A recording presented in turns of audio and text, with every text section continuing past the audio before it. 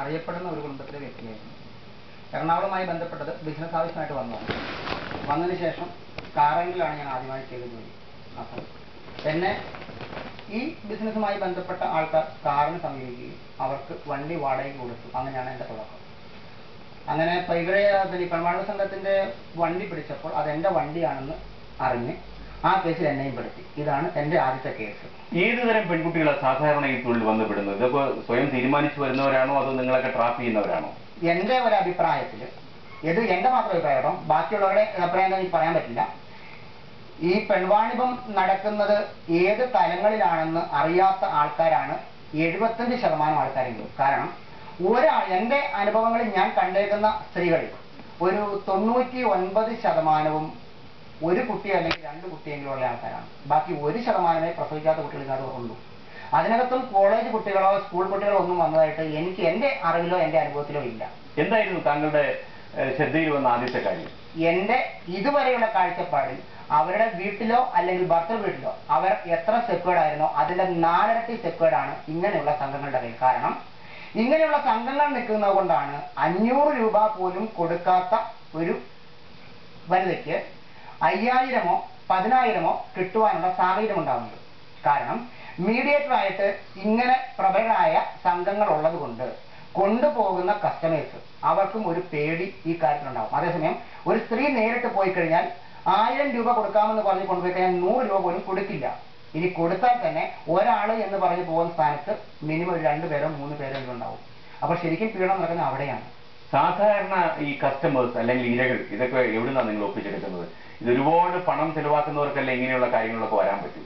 കുടുംബജീവിതത്തിൽ ഏറ്റവും അത്യന്താപേക്ഷിതമായ ഒരു സംഭവമാണ് സെക്സ്. കാരണം അവിടെ നിന്നാണ് ഫസ്റ്റ് നൈറ്റിൽ തുടങ്ങുന്ന പല കുടുംബജീവിതത്തിലെ താളപ്പിഴകൾ. കാരണം ഇവർ തമ്മിലുള്ള ഓപ്പൺ ആയിട്ടുള്ള ഒരു സംസാരവും പല കുടുംബജീവിതത്തിലും ഇല്ലാത്തതിന്റെ കാരണം കൊണ്ടാണ് പല മാന്യ വ്യക്തികളും ഇങ്ങനെയുള്ള സംഘങ്ങളെ തേടി പുറത്തു വരുന്നത്. കാരണം ഭാര്യയുടെ അടുത്ത് ആവശ്യപ്പെടാൻ പറ്റാത്ത പലതും ഇങ്ങനെയുള്ള കുട്ടികളുടെ ആവശ്യമാണ്. കാരണം അവർ പൈസ കൊടുത്താണ് ഇതിനു വേണ്ടി പോകുന്നത്. ഈ ഒറ്റ കാരണമാണ് ഏതാണ്ട് സമൂഹത്തിലെ നല്ല 1% ആൾക്കാരും വീട്ടിൽ കിട്ടാത്ത സുഖത്തിന് വേണ്ടിയിട്ടാണ് ഞങ്ങൾ ഇത് തേടി വരുന്നത്. കാരണം അവരാദ്യമേ ഇതൊക്കെ ഇന്ന രീതിയിലൊക്കെ സംഭവം നടക്കുമോ ഇതൊക്കെ അവർ ഓരോ കാര്യങ്ങൾ ചോദിച്ചറിഞ്ഞതിന് ശേഷമാണ് ഇവർ പറയുന്ന എമൗണ്ട് നിന്ന് ഈ സംഭവം കൊണ്ടുവന്നത്.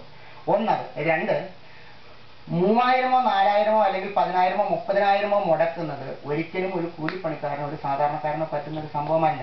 ഒരു 97, 98 തൊട്ട് ഇങ്ങോട്ട് ഈ സംഘങ്ങളുമായിട്ട് എനിക്ക് നല്ല ബന്ധമുള്ളത് കൊണ്ട് എനിക്ക് കൃത്യമായിട്ട് ഇതിനെപ്പറ്റി പറയാൻ കഴിയും. അതായത് കച്ചവടക്കാരുടെ ഭാഗത്താണെങ്കിലും ഇതിന് വരുന്ന വർക്കേഴ്സിന്റെ കാര്യത്തിലായാലും 2 പേരും. കാരണം ഏതെങ്കിലും ഒരു കേസിൽ ഏതെങ്കിലും ഒരു സ്ത്രീ ഏതെങ്കിലും ഒരു കച്ചവടക്കാരനെതിരെ പരാതി കൊടുത്തതായിട്ട് ഇന്ന് വരെ ഒരു കോടതിയിലും ശിക്ഷിച്ചതായിട്ടോ ശിക്ഷയിൽ പറഞ്ഞായിട്ടോ ഞാൻ കേട്ടിട്ടില്ല.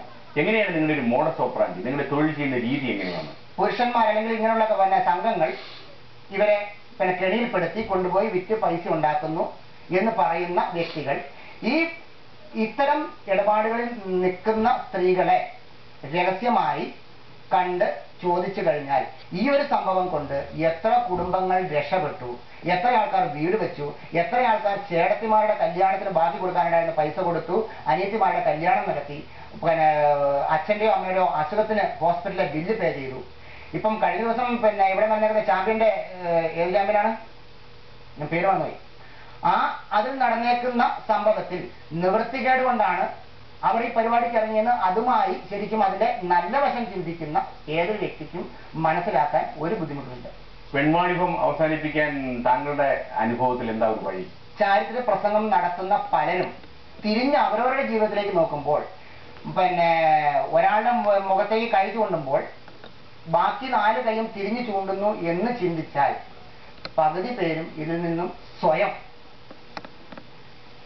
ഈ വിമർശനത്തിൽ നിന്നും സ്വയം മാറിയിരിക്കും. കാരണം എന്തുകൊണ്ട് ഒരാൾ ഇതിൽ എത്തപ്പെടുന്നു എന്നൊരു ചിന്ത ആദ്യം വന്നു കഴിഞ്ഞാൽ തന്നെ ഇതിൽ പകുതി മാറ്റം വന്നു. പലപ്പോഴും നിങ്ങളുടെ കെണിയിൽ പെട്ടുപോകുന്ന കോളേജിലും സ്കൂളിലും പഠിക്കുന്ന വിദ്യാർത്ഥികളുമാണെന്ന് പറയുന്നു. ഇവരെങ്ങനെയാണ് നിങ്ങൾ പാട്ടിലാക്കുന്നത്? ഇതിനകത്ത് കോളേജോ സ്കൂളിലോ കുട്ടികൾ വരുന്നു എന്ന് എൻ്റെ ഇതുവരെയുള്ള അനുഭവത്തിലില്ല. കാരണം ഇവരെല്ലാവരും കോളേജ് കുട്ടികളാണ് അല്ലെങ്കിൽ സ്കൂളിലെ കുട്ടികളാണ് എന്ന് പറഞ്ഞു കൊടുക്കുന്ന ആൾക്കാർ മിക്കതും പ്രസവിച്ചതായിരിക്കും. മിക്കതും അത് വരുന്ന ആൾ പൊട്ടനായതുകൊണ്ട് എന്ന് മാത്രമേ എനിക്ക് പറയാനുള്ളൂ. കാരണം ഇതാ ഏതെങ്കിലും ഒരു സെന്റ് തെരേസാസിലെ കുട്ടിയെ വേണം ആ കോളേജിന്റെ മുമ്പിൽ കൊണ്ട് ചുരിദാർ വീഴ്ച നിർത്തിക്കഴിഞ്ഞാൽ അത് കോളേജ് സ്റ്റുഡന്റ് ആയി.